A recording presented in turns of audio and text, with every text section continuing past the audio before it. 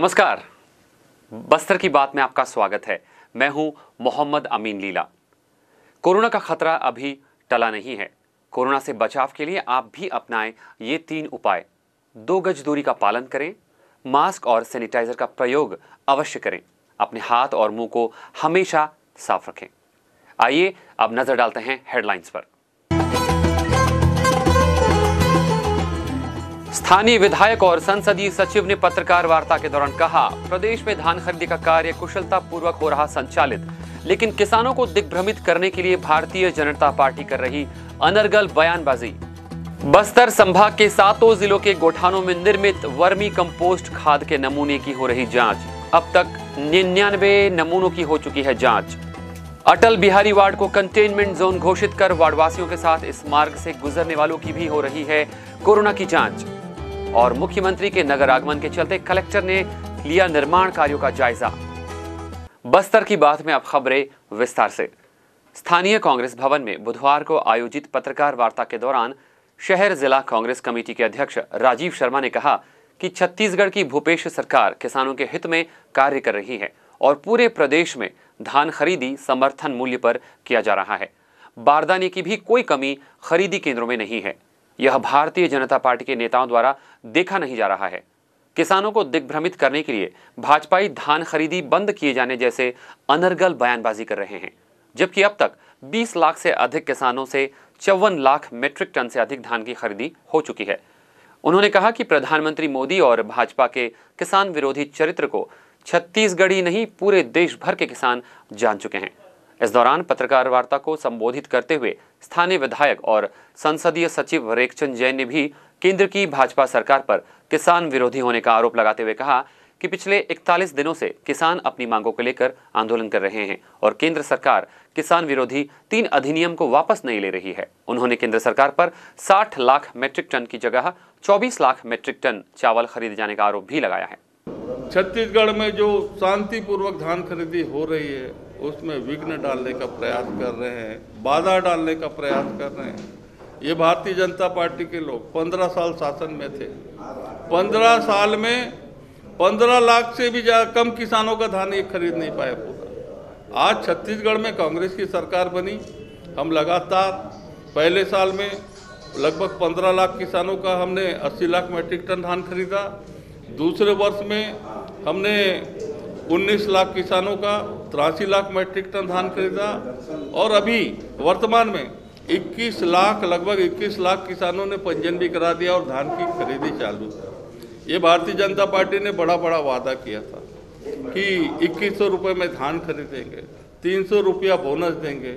इन्होंने न दिया, किसान कर्जे में आ गया, किसान आत्महत्या किया और किसानों ने इनको छला, किसानों को इन्होंने छला, जिसका परिणाम आज दिख रहा है कि भारतीय जनता पार्टी 14 में सिमट कर रह गई है। इन्होंने बड़ा वादा किया था कि हम स्वामीनाथन कमेटी की सिफारिशों को लागू करेंगे और किसान अन्नदाता जो पैदा करता है उपज, उसकी लागत मूल्य का 1.5 गुना हम इनको मूल्य दिलाएंगे और 2022 तक किसान की आय को दुगुना कर देंगे।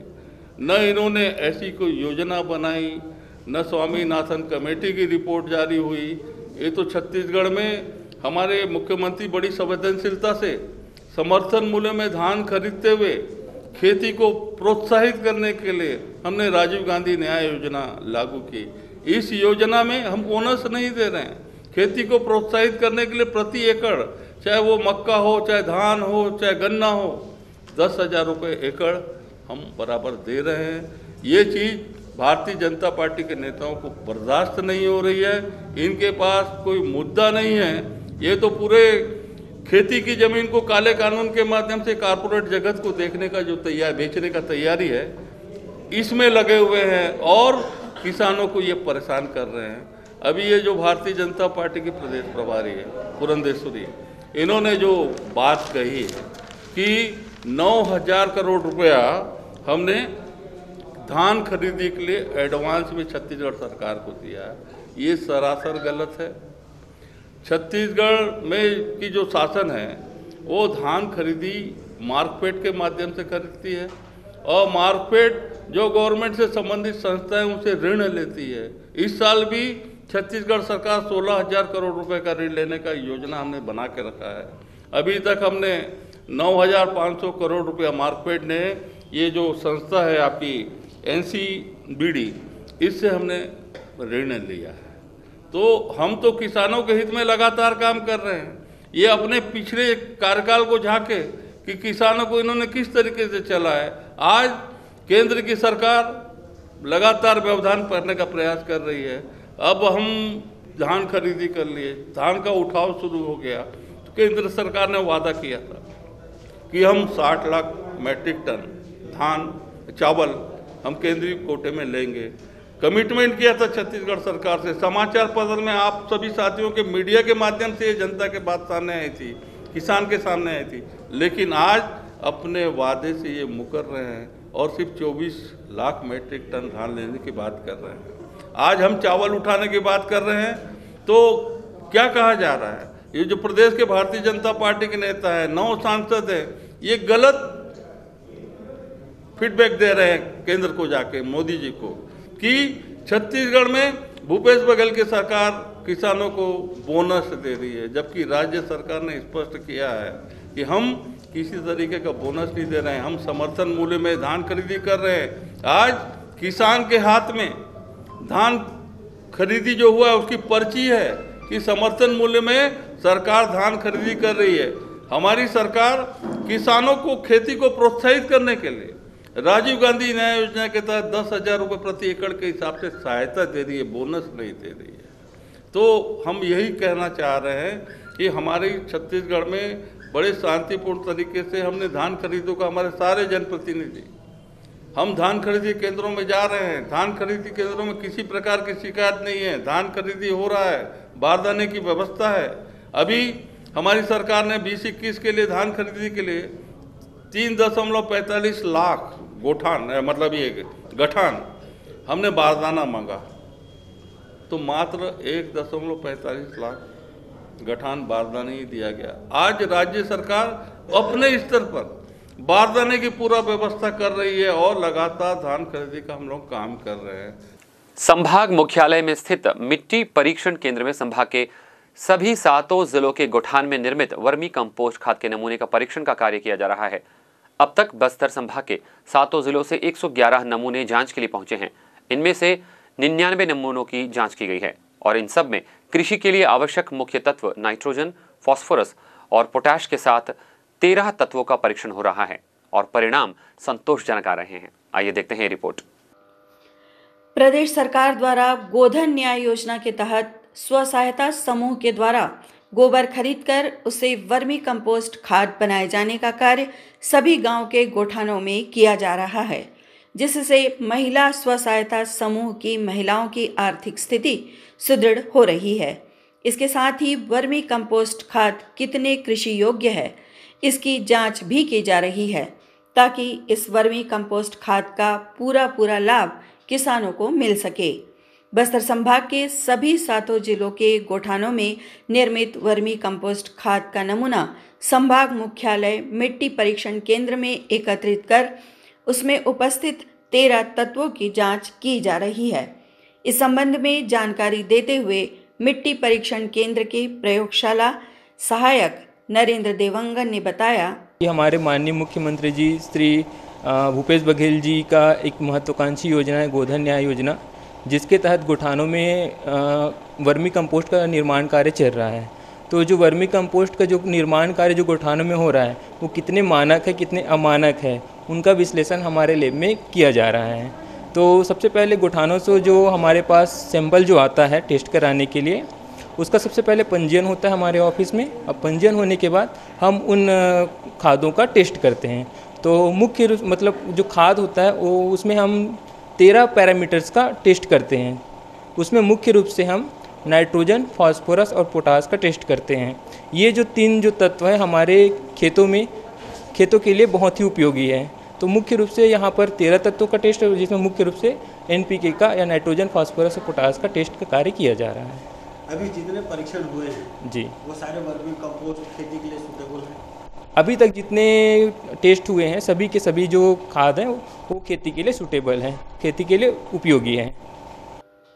प्रयोगशाला में सूक्ष्म तत्व परीक्षण कर रही प्रयोगशाला सहायिका जयश्री सेन ने वर्मी कंपोस्ट में उपस्थित कैडमियम, कॉपर, निकल और लेड का परीक्षण ऑटोमेटिक ऑब्जर्वेशन स्पेक्ट्रोफोटोमीटर से किए जाने की जानकारी देते हुए बताया। जी, मेरा नाम जयश्री सेन है और मैं लैब असिस्टेंट के पद पे हूँ।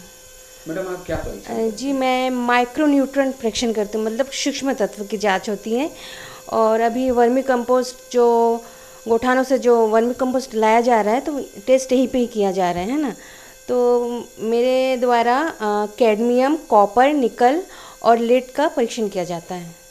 अभी जितने भी खाद आ रहे हैं जी उनमें क्या ये संतोषजनक है? जी, एकदम बहुत संतोषजनक है, बहुत अच्छे, मतलब अच्छे क्वालिटी के जो वर्मी कंपोस्ट बने अच्छी क्वालिटी के बन रहे हैं जी, जिससे कि मतलब किसानों को फ़ायदा ही होगा।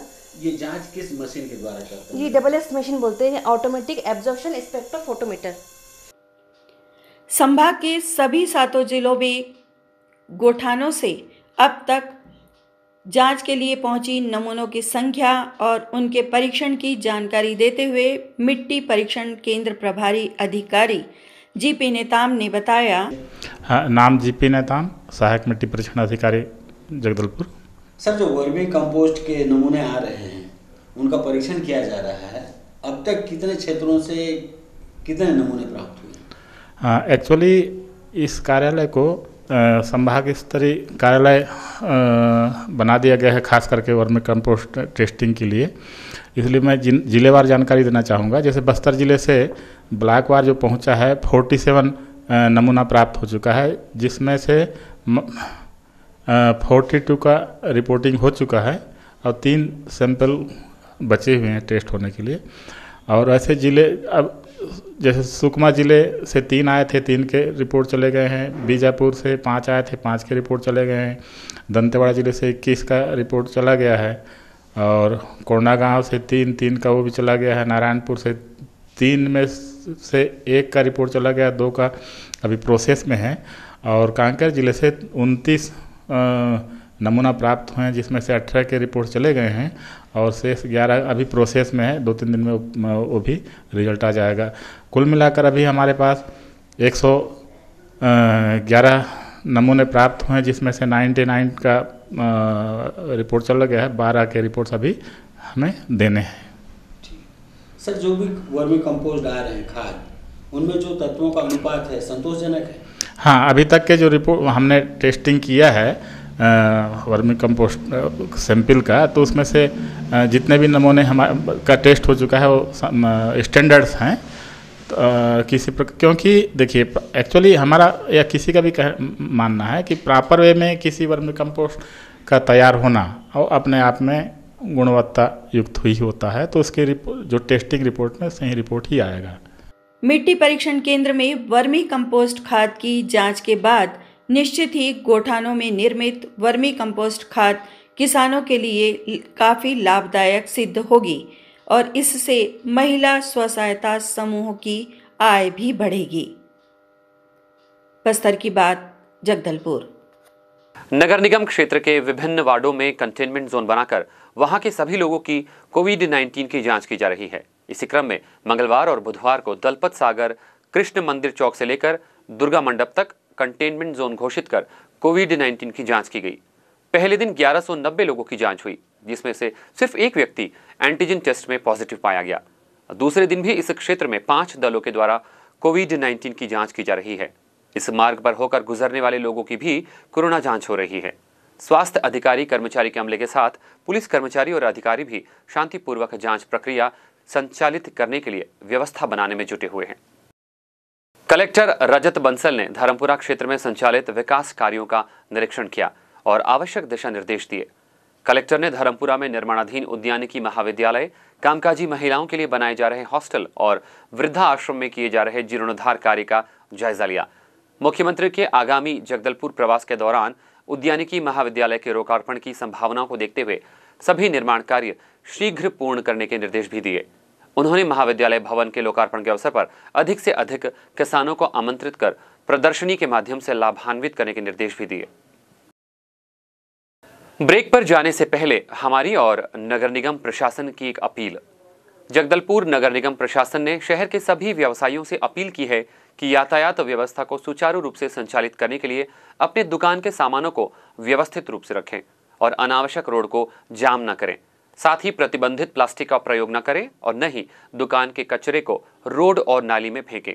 कचरा डोर टू डोर वाहन में डालकर शहर को स्वच्छ रखने में हमारा सहयोग करें। अब वक्त हो चला एक छोटे से ब्रेक का। आगे खबरें और भी है, कहीं जाइएगा नहीं, बने रहेगा हमारे साथ।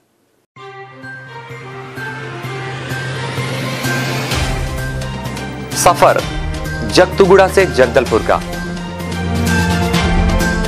नित नई करवट लेता शहर हमारा, चौक चौराहों से होता हुआ विकास की गाथाएं गढ़ता बस्तर हमारा। कई रंगों से सराबोर कितनी ही कहानियों को समेटे, कहीं विकास के सोपान तो कहीं सरकारी दावे और उनका सच।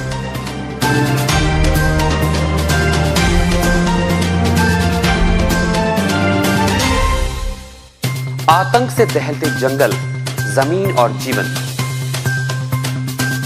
साहस और धैर्य से करवट लेती जिंदगी, राजनीति की चौसर के जाने अनजाने दांव, व्यवस्था की खूबी, कमी और खामी, खूबसूरत नजारे। अब होगी हर बात हमारे साथ, बस्तर की बात।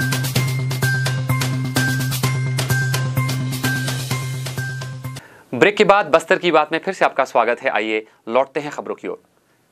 बस्तर में लंबे समय बाद भाजपा के नगर मंडल के पदाधिकारियों के नामों की घोषणा हुई है और अब पार्टी की गतिविधियों में तेजी लाने भारतीय जनता पार्टी जगदलपुर नगर मंडल के नवनियुक्त पदाधिकारी और कार्य समिति के सदस्यों ने आज मां दंतेश्वरी मंदिर पहुंचकर मां का आशीर्वाद लिया और पूजा अर्चना की।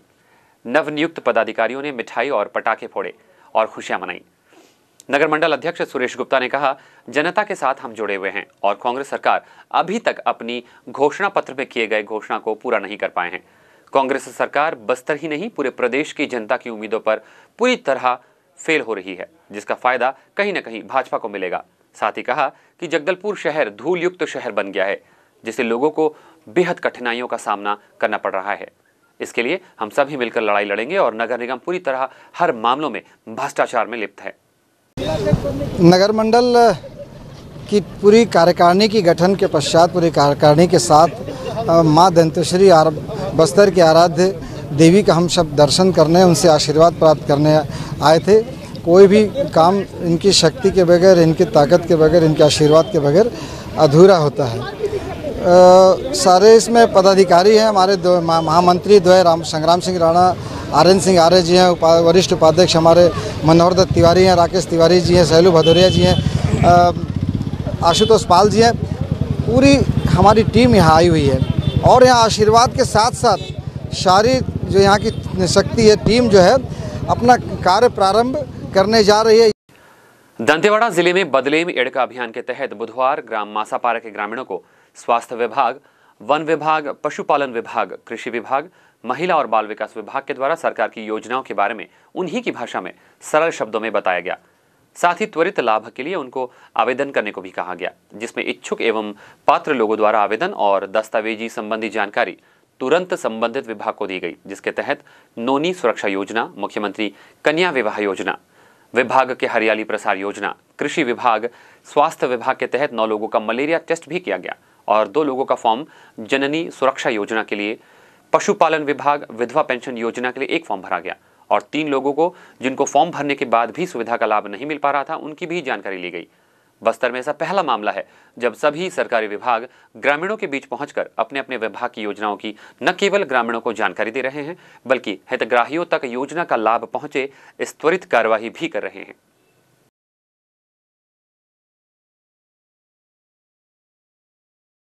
बस्तर जिले के आरटीओ कार्यालय का जगदलपुर भाजपा नगर अध्यक्ष और कार्यकर्ताओं ने घेराव करते हुए आरटीओ अधिकारी के कार्यालय के गेट पर कालिख पोत दी। दरअसल बस्तर जिले में आरटीओ विभाग द्वारा लगातार वाहनों को ओवरलोडिंग कहकर अवैध वसूली करने की शिकायत के बाद आज नाराज वाहन चालकों के साथ जगदलपुर भाजपा नगर अध्यक्ष और भाजपा कार्यकर्ता आड़ावाल स्थित आरटीओ कार्यालय पहुंचे और कार्यालय का घेराव कर दिया। और लंबे इंतजार के बाद भी जब आरटीओ अधिकारी कार्यालय नहीं पहुंचे तो अधिकारी के कक्ष के बंद दरवाजे पर ही भाजपाइयों ने कालिक पोत दी और कार्यालय में मौजूद लिपिक को ज्ञापन सौंपकर व्यवस्था सुधारने 1 हफ्ते का समय देते हुए कहा कि व्यवस्था अगर नहीं सुधरी और अवैध वसूली बंद नहीं हुई तो भाजपा उग्र आंदोलन करेगी।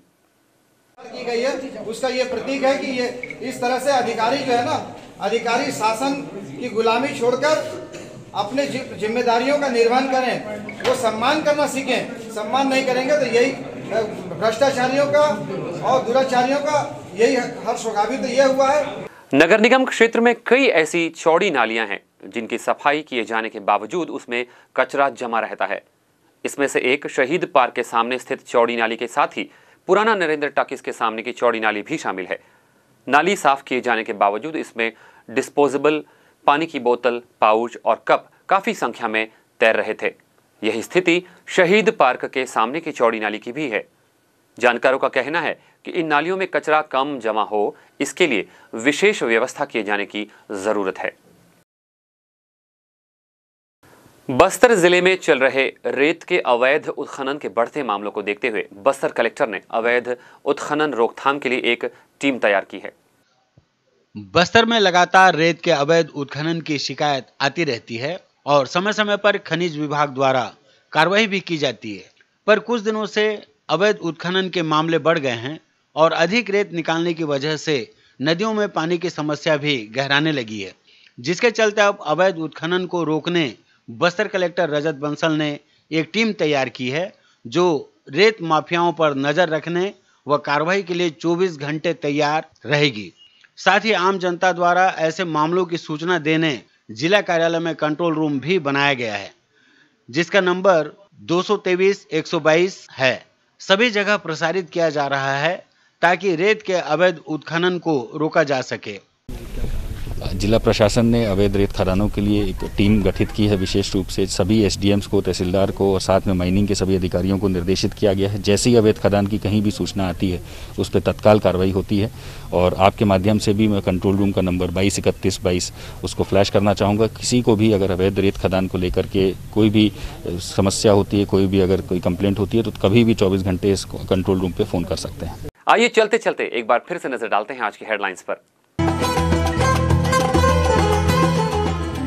स्थानीय विधायक और संसदीय सचिव ने पत्रकार वार्ता के दौरान कहा, प्रदेश में धान खरीदी का कार्य कुशलता पूर्वक हो रहा संचालित, लेकिन किसानों को दिग्भ्रमित करने के लिए भारतीय जनता पार्टी कर रही अनर्गल बयानबाजी। बस्तर संभाग के 7 जिलों के गोठानों में निर्मित वर्मी कंपोस्ट खाद के नमूने की हो रही जांच। अब तक 99 नमूनों की हो चुकी है जांच। अटल बिहारी वार्ड को कंटेनमेंट जोन घोषित कर वार्डवासियों के साथ इस मार्ग से गुजरने वालों की भी हो रही है कोरोना की जांच। और मुख्यमंत्री के नगर आगमन के चलते कलेक्टर ने लिया निर्माण कार्यों का जायजा। बस्तर की बात में आज बस इतना ही। कल आपसे फिर होगी मुलाकात ताजा तरीन खबरों के साथ। तब तक के लिए हमें दीजिए इजाजत। नमस्कार।